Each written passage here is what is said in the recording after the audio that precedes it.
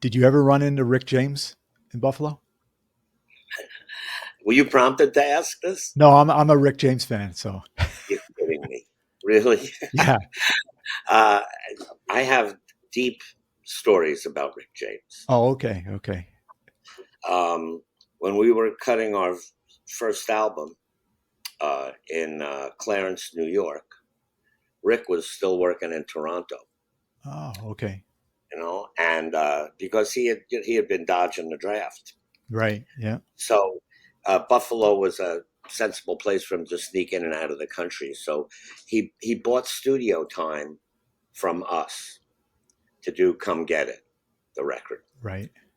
Um, and that was done in a little studio in Clarence, New York, where we were doing the first Spyro record, and we were getting, we were paying for our record by giving him time.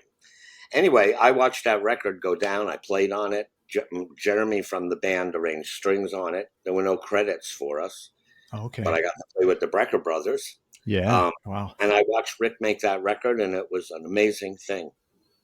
Now, we all know what happened to Rick. Yep. Um, But I had no idea at the time that there was anything about Rick that was anything other than kind of bigger than life, big time glamorous something or other. He dressed big. He did everything big. Right. So Spyro does well. Many years later, I'm in LA. I go, I have Rick James's number. Let me call him. So I call him. Sure enough, he answers the phone. He recognizes who I am, and he says, "Hey, I'm going up to Motown today. Want to come with me? I think, I'm going to have a meeting with Berry Gordy."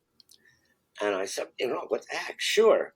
So Rick pulls up in a yellow sports car, um, and we go zipping up to, I think it was probably Burbank or the Valley or somewhere up there.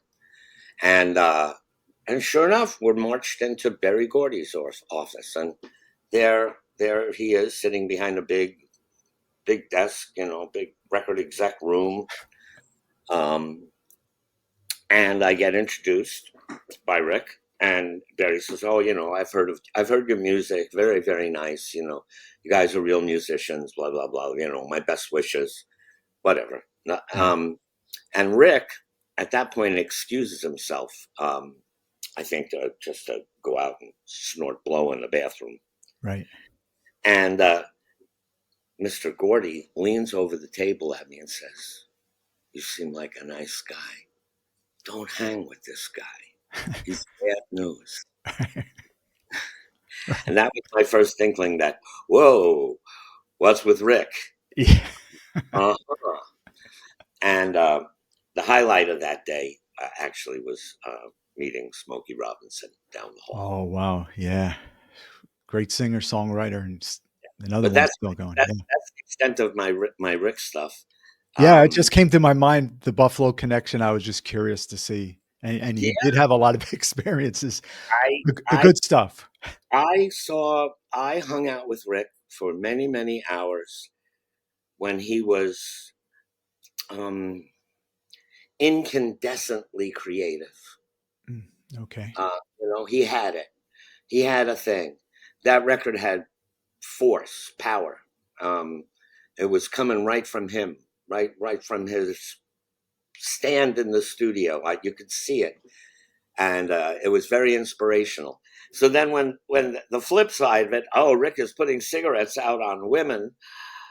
Yeah. Whoa, that was just mind blowing. Yeah. But there you go. Yeah. I saw him like 3 or 4 times and just amazing shows. I didn't know how he kept it up. Yeah. And back in the Toronto days, he worked with Neil Young. Yeah, that's true. The legend, he taught him guitar or something like that. He had some very other connections than what he ended up coming out with. Anyway, we Yeah. we we digress.